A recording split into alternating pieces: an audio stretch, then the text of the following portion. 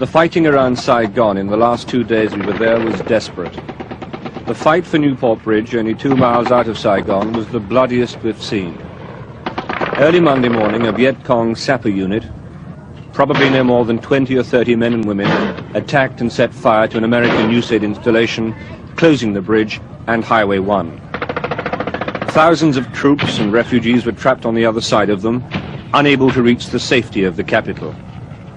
Again and again, this company of South Vietnamese troops worked their way down the far side of the bridge, and again they were mortared, taking many casualties, leaving many dead.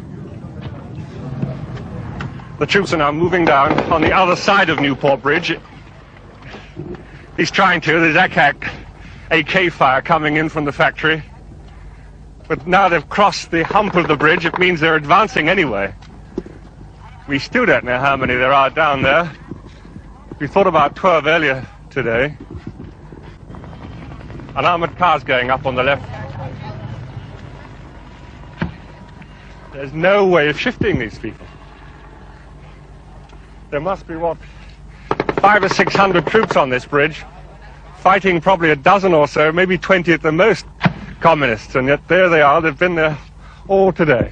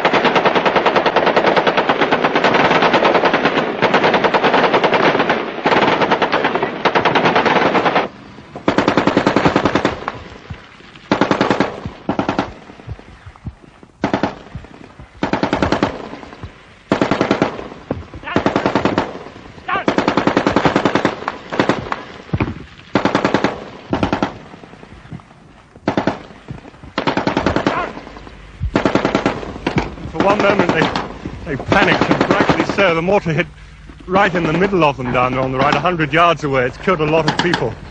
But now they've gone back to some of their positions. They've left one wounded in the road.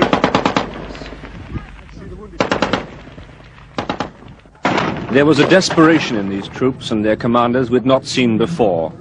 Despite the mortars hitting the bridge to the left, only 50 yards away, these men kept their places, pulling their dead and wounded out and returning.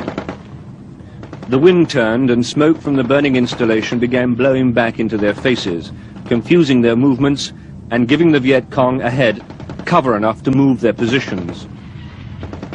Then through the smoke, we could just see a Viet Cong running left to right, just for a second or so, and then falling as he was hit by machine gun fire. Quickly, the very forward unit of South Vietnamese ran, throwing hand grenades 30 feet ahead of them.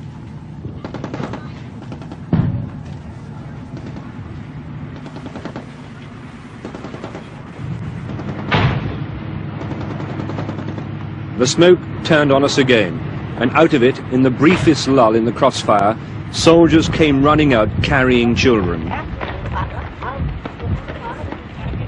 Children who had been trapped by the side of the road, right in the middle of all that we'd seen.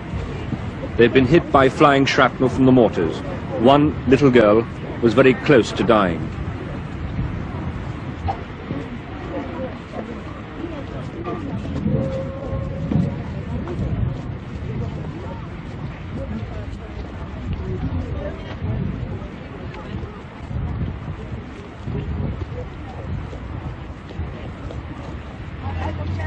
And also out on a stretcher came a young woman, also badly wounded.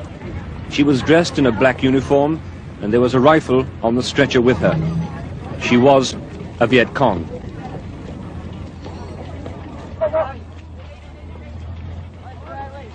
The firefight lasted another 2 hours, but because of our open position on the bridge, there was no way we ourselves could get out. But a final charge and a last volley of hand grenades, and the fight to reopen Newport Bridge on Highway 1 was over. So the battle for Newport Bridge ends this evening. back in South Vietnamese hands. And a half an hour ago, these men were told that they had a new president. President Minh installed in the presidential palace, the man who they hope, we hope, will bring peace to this country. Michael Nicholson, News at 10 on the Newport.